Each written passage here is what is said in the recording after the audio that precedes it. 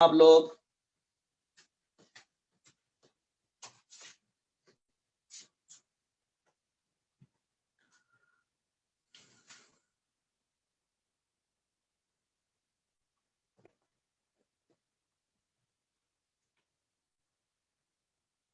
जी बेटा, हेलो बेटा, आवाज आ रही है आप लोगों को?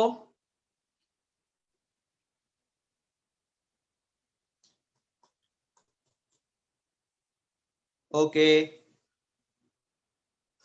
बेटा, आर्टिकल 1 हम लोग कंप्लीट कर चुके हैं, थर्मल एक्सपेंशन का और उसके न्यूमेरिकल। आज हम आर्टिकल 2 शुरू करेंगे, गैस लॉज।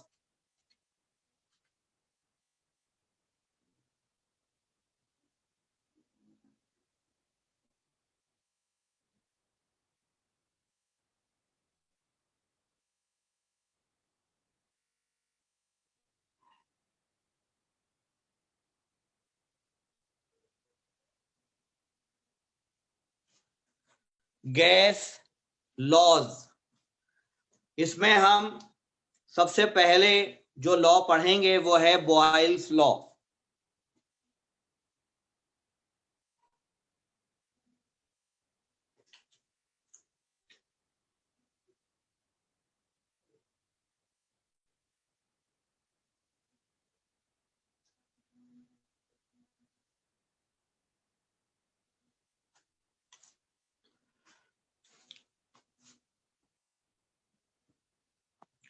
बेटा, रॉबर्ट बॉयल्स ने सन 1660 में एक लॉ पेश किया।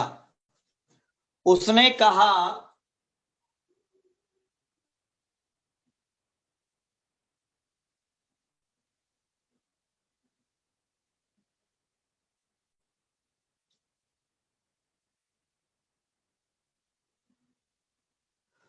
कहा for a fixed mass of a gas, अगर गैस का मास फिक्स्ड है, कभी कम कभी ज्यादा ना किया जाए, फिक्स मास हो,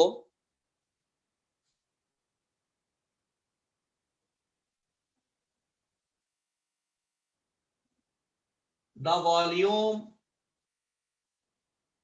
of a gas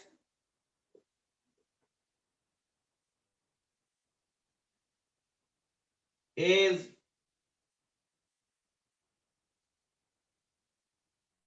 inversely proportional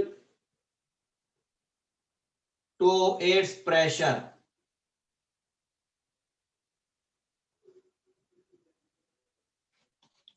जी बेटा, मतलब अच्छा, to its pressure at constant temperature.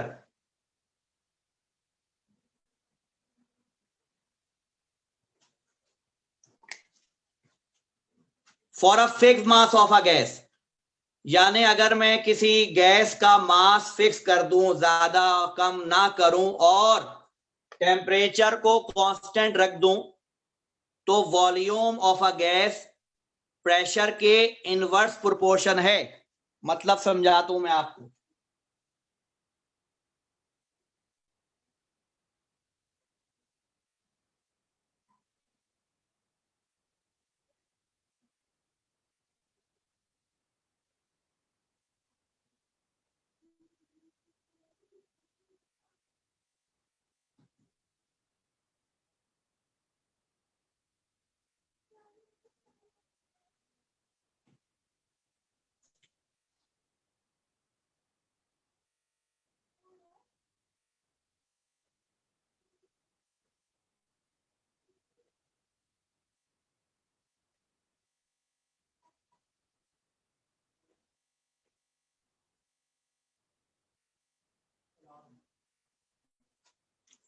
मतलब बेटा ये था कि जब प्रेशर ज्यादा था, जब मैंने वेट ज्यादा रखा हुआ है, प्रेशर ज्यादा रखा हुआ है, तो वॉल्यूम कम था। जब मैंने प्रेशर को कम कर दिया तो वॉल्यूम ज्यादा हो गया, यानी वॉल्यूम प्रेशर के इनवर्सली प्रोपोर्शन है। प्रेशर ज्यादा होगा वॉल्यूम कम होगा, प्रेशर कम करेंगे वॉल्यूम बढ़ जाएगा, यानी volume is inversely proportional to pressure.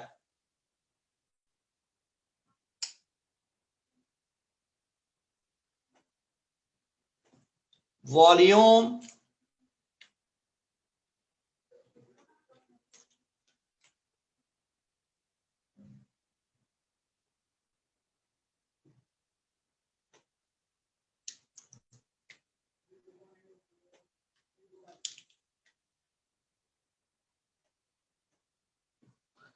जब इसको हटाया तो कांस्टेंट आया, ये P यहां है, यहां ले जाए मल्टीप्लाई कर दें तो प्रेशर और वॉल्यूम का प्रोडक्ट कांस्टेंट आया, जिसको हम यूं भी लिख सकते हैं P1 V1 is equal to P2 V2। जी बेटा, किस किस के समझ में ये बात आ गई? अगर किसी के समझ में नहीं आई है तो मुझसे पूछें बेटा।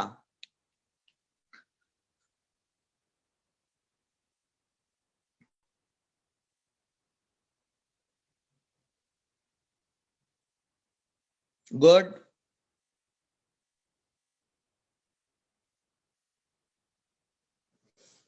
यानी प्रेशर और वॉल्यूम का प्रोडक्ट हमेशा कांस्टेंट रहता है अगर टेम्परेचर कांस्टेंट हो और मास फिक्स्ड हो। सही है बेटा? यानी ऐसा कब होता है? ऐसा जब होता है जब एक ही मास हो, मास चेंज ना करो और टेम्परेचर को कांस्टेंट रखो, तब प्रेशर और वॉल्यूम का प्रोडक्ट सेम रहता है। अच्छा, फर्ज कर लिया जाए कि अगर मैं मास चेंज कर दूं, फिक्स मास ना रखूं, मास चेंज कर दूं, तो इस फार्मूले में क्या चेंज आएगा? देखें,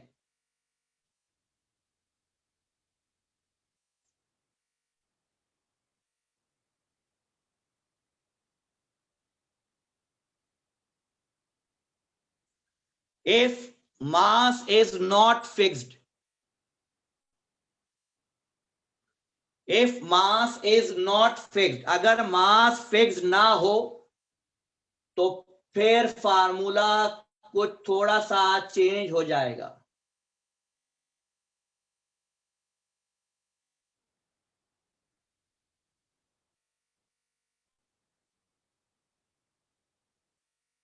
फिर ये फार्मूला बनेगा बेटा।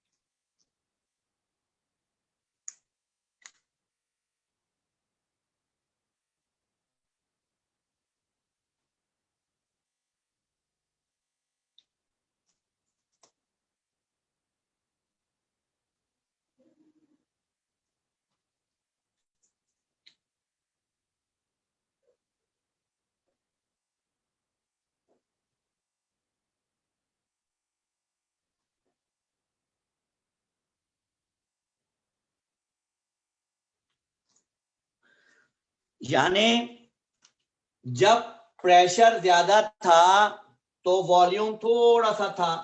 इसको आप समझने के लिए ऐसा कह सकते हैं, जब प्रेशर ज्यादा था तो वॉल्यूम इतना सा था। जब मैंने प्रेशर को रिड्यूस कर दिया, कम कर दिया, तो वॉल्यूम इंक्रीज कर गया।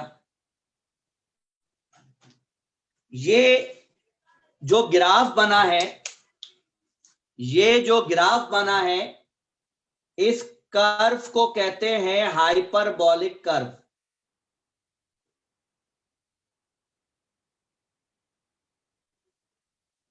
यानी जब हम बॉयल्स लॉ का ग्राफ बनाते हैं तो ये जो कर्व मिलता है इसको हाइपरबॉलिक कर्व कहते हैं। ये मैंने आपको इसलिए बताया कि फर्स्ट ईयर केमिस्ट्री की किताब में लिखा है कि ये पैराबोलिक कर्व है, गलत लिखा है। फर्स्ट ईयर की किताब में गलत लिखा है। अगर किसी को ये याद है कि ये पैराबोलिक, तो गलत याद है, सही याद कर लो, हाइपरबोलिक कर्व है। ये ब्लैंक में आता है सवाल। ठीक है बेटा, क्लियर हो गया? यहां तक सबको समझ में आ गया? जल्दी से इसको देखना है, कॉपी करना है, 1 मिनट दे रहा हूं, कर लीजिए।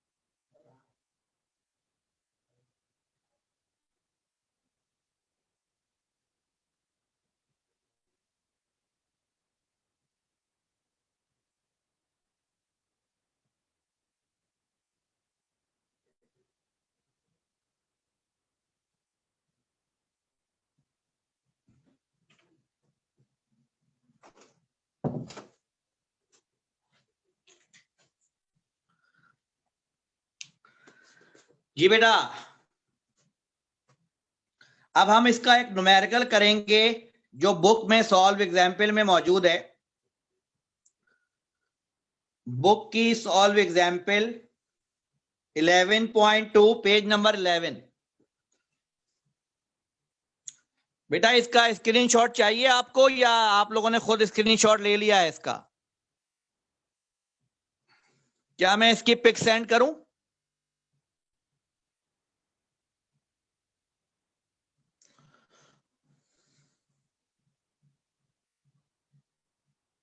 गुड। ये बहुत आसान टॉपिक है, फर्स्ट ईयर केमिस्ट्री में भी आप लोगों ने पढ़ा हुआ होता है, इसलिए मैंने बहुत ज्यादा एक्सप्लेन नहीं किया, बस मुनासिब सा समझाया। मुझे उम्मीद है समझ में आ गया होगा। अगर कोई बात रह गई है तो आप पूछ सकते हैं बच्चों।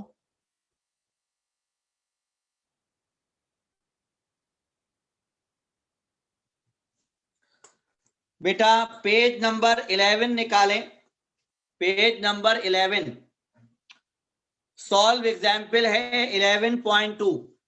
3 दफा पास पेपर में मौजूद है, पहले आ चुका है पेपर में ये सवाल।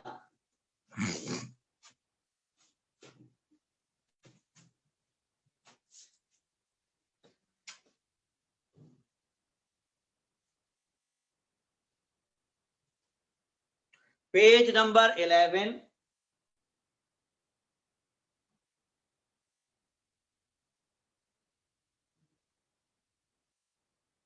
solved example 11.2 data।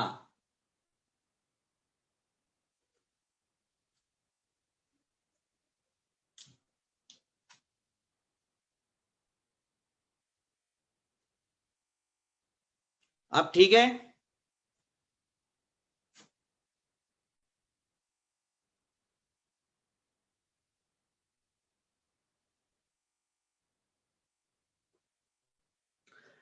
बेटा सवाल कह रहा है an air storage tank, air हवा, स्टोरेज हवा को स्टोर करना in a tank. Mubashir Khan बेटा तब तो मैंने मिटा दिया, अब मैं कैसे पिक सेंड करूंगा? जिस वक्त मैं पूछ रहा था उस वक्त बताया ही नहीं आपने। अब तो मिटा दिया मैंने, मैं कैसे सेंड करूंगा?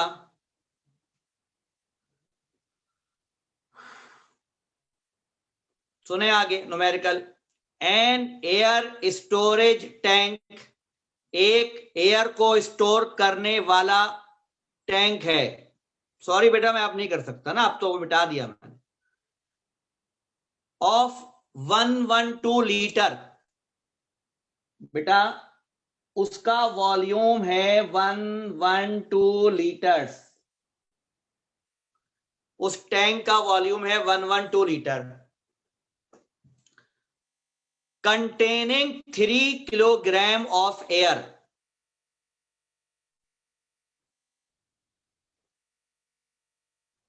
थ्री किलोग्राम उसमें एयर है, प्रेशर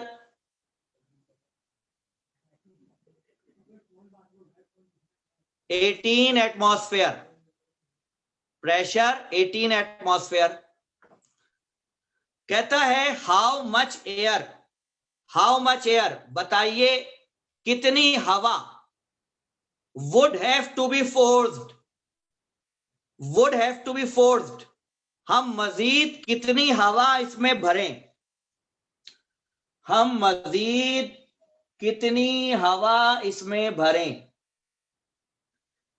इसी टैंक में कितनी हवा भरें, टू इंक्रीज, ताकि इंक्रीज हो जाए pressure up to 21 atmosphere, pressure 21 atmosphere हो जाए, 18 से बढ़कर 21 एटमॉस्फेयर हो जाए उसी कंटेनर में। आगे कह रहा है एज्यूमिंग, फर्ज कर लो टेम्परेचर इज कांस्टेंट, बता रहा है कि टेम्परेचर फर्ज कर लो कि कांस्टेंट है। क्लियर हो गई बात? तो मेरे बच्चों टेम्परेचर कांस्टेंट है तो बॉयल्स लॉ लगेगा, P1 V1 अपॉन M1 बराबर है P2 M2, sorry P2 V2 upon M2। बेटा वॉल्यूम देखो, एयर हवा है ना, हवा गैस है, गैस का अपना वॉल्यूम नहीं होता, गैस जिस कंटेनर में होती है वो उसका वॉल्यूम होता है। तो बेटा वॉल्यूम तो कंटेनर का यही रहेगा। तो पहला प्रेशर है 18, पहला वॉल्यूम है 112, पहला मास है 3, दूसरा प्रेशर है 21, दूसरा वॉल्यूम है 112, बिकॉज वॉल्यूम तो कंटेनर का सेम रहेगा। M2 पता कर लें। देखो बेटा ये 112 ये 112 कैंसिल हो जाएगा, 3 1 जा 3, 3 6 जा 18, यहां बचा 6, ये वाला M2 गया मल्टीप्लाई, 6 M2 बराबर 21, M2 is equal to 21 upon 6, M2 is equal to 3.5 kilogram. ये केजी में है तो केजी में आएगा। हमसे पूछ रहा था कि हम मजीद कितनी हवा भरें, यानी वो डेल्टा M पूछ रहा था,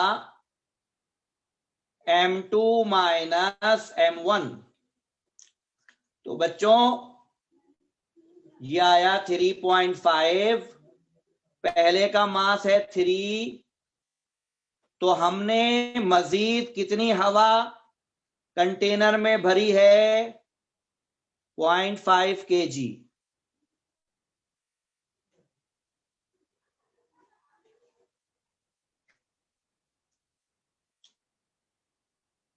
जी बेटा कुछ समझ में आया? कोई सवाल पूछना है बच्चों तो पूछ लो, अगर कोई स्टेप समझ में नहीं आया हो तो पूछ लो।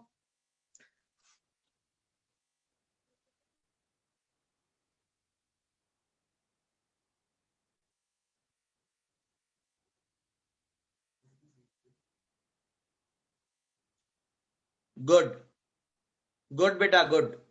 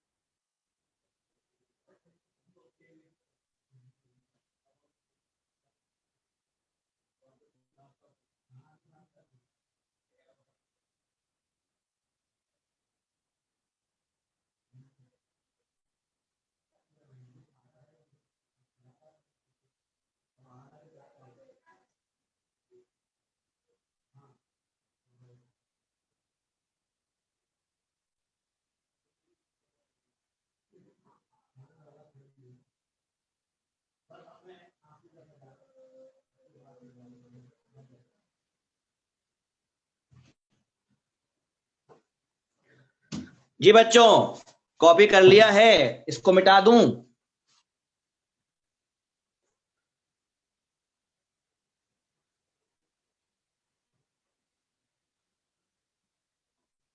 ओके बेटा, पहले चेक कर लो, मालूम है मिटा दूं, बाद में बोलो अभी सेंड करें। मुबश्शिर कहाँ है भाई? मुबश्शिर लुकमान, मेरा बेटा मुबश्शिर कहाँ है? पहले वो मुझे क्लियर करे। मुबश्शिर जब तक ओके की रिपोर्ट नहीं देगा मैं नहीं मिटाऊंगा। मुबश्शिर बेटा जल्दी से ओके की रिपोर्ट दो।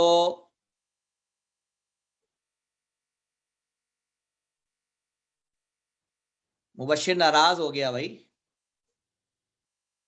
चूंकि मुबश्शिर नाराज हो चुका है इसलिए मैं वैसे ही मिटा देता हूं।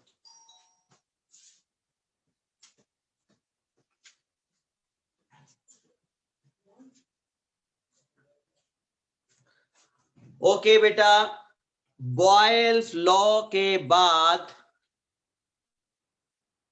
हम पढ़ रहे हैं चार्ल्स लॉ।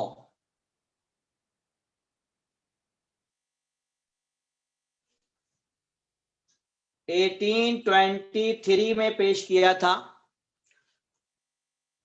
यानी तकरीबन 150 से ऊपर हो गए थे। 150 साल के बाद ग्राहम चार्ल्स, इसने लॉ पेश किया। इसने क्या कहा देखते हैं। इसने कहा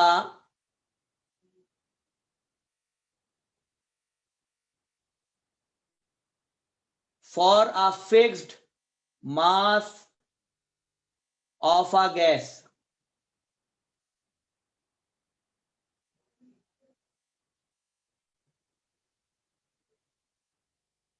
the volume of gas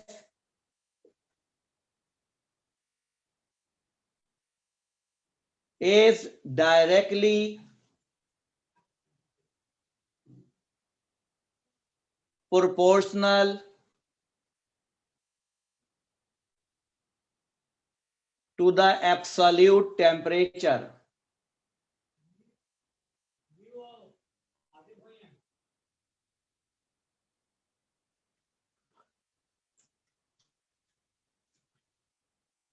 क्या ये नजर आ रहा है या मैं इसको जूम इन करूं?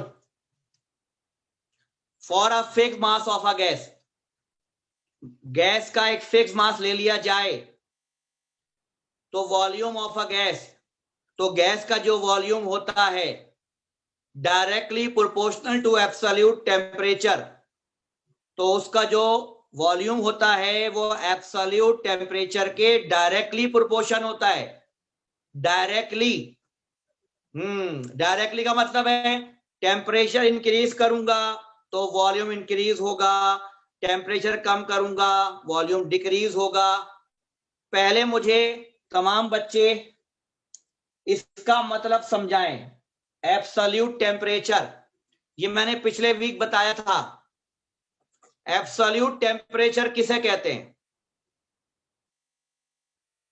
शाबाश, लाइबा आसिफ ने सही जवाब दिया। ऐसा टेम्परेचर जो केल्विन में मेजर किया जाए। शाबाश, ऐसा टेम्परेचर जो केल्विन में मेजर किया जाए उसे एब्सोल्यूट टेम्परेचर कहते हैं। तो ये जरूरी है, सही बात है कि टेम्परेचर बढ़ाने से वॉल्यूम बढ़ता है, मगर temperature should be in kelvin. ठीक है बेटा? तो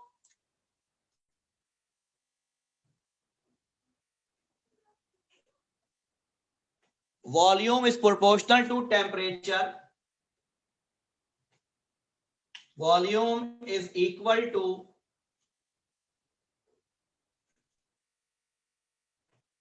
constant into temperature,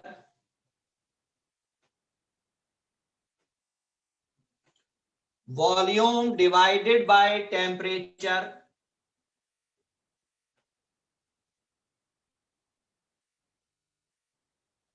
should be constant. इसको यूं भी लिख सकते हैं, V1 अपॉन T1 बराबर है V2 अपॉन T2।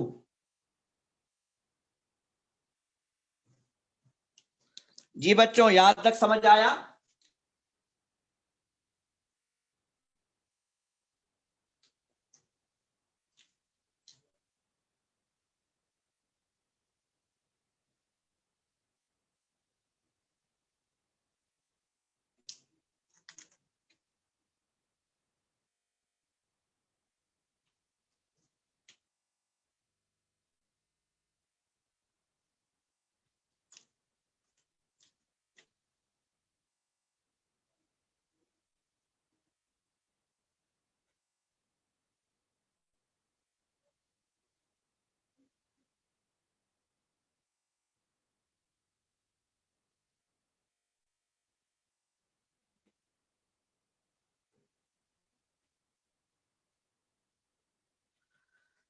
बेटा, जब टेम्परेचर ज्यादा है तो वॉल्यूम ज्यादा है, जब टेम्परेचर कम करेंगे वॉल्यूम भी कम होता जाएगा, टेम्परेचर कम करते जाए वॉल्यूम कम होता जाएगा, टेम्परेचर 0 डिग्री सेंटीग्रेड से और कम कर दें, ठंडा करते जाए वॉल्यूम कम होता जाएगा। तो चार्ल्स ने कहा कि अगर ये टेम्परेचर कम करते करते करते करते -273 डिग्री सेंटीग्रेड पर पहुंच जाए, जिसको हम कहते हैं 0 केल्विन, तो वो ये कहता है अगर हम इस टेम्परेचर तक पहुंच जाएं तो गैस का वॉल्यूम वैनिश हो जाएगा। बेटा, इस टेम्परेचर को एब्सोल्यूट जीरो कहते हैं, absolute zero.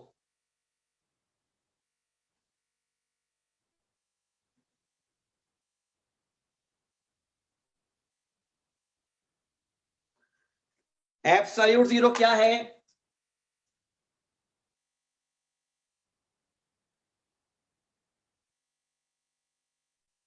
Temperature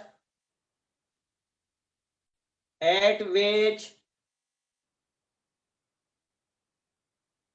the volume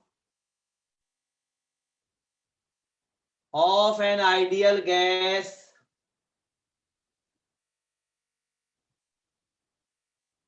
vanished।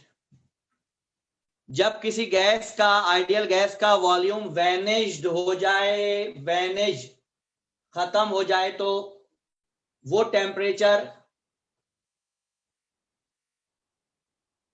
Temperature absolute zero कहलाता है, 0 केल्विन। और सेंटीग्रेड में वो होता है -273 डिग्री सेल्सियस। सेंटीग्रेड में इतना होता है, केल्विन में 0 होता है। जी बच्चों, बेटा समझ में आ रहा है? चार्ल्स लॉ समझ में आ गया बच्चों?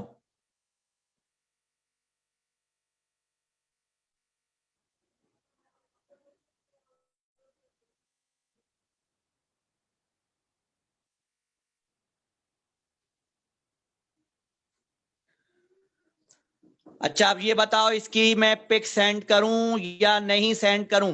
अभी बता दो।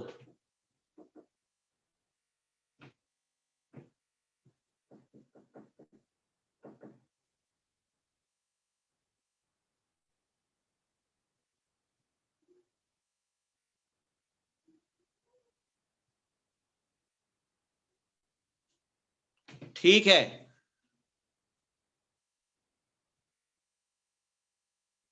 ओके मुबश्शिर बेटा, मैं पिक सेंड करूंगा आपकी खातिर। बेटा आज की क्लास में यहीं पर खत्म कर रहा हूं, तकरीबन 7-8 मिनट पहले क्लास खत्म कर रहा हूं। इसकी वजह यह है कि इसके बाद जो टॉपिक है वो 10 मिनट में 8 मिनट में खत्म नहीं होगा, वो आधा रह जाएगा। अब कल भी एक क्लास नहीं है, कल छुट्टी है, तो इसलिए मैं अब परसों वो टॉपिक कराऊंगा, general gas law, general gas equation. तो परसों इंशाल्लाह मुलाकात होगी आप लोगों से। कोई सवाल हो तो पूछ लें, वरना अल्लाह हाफिज।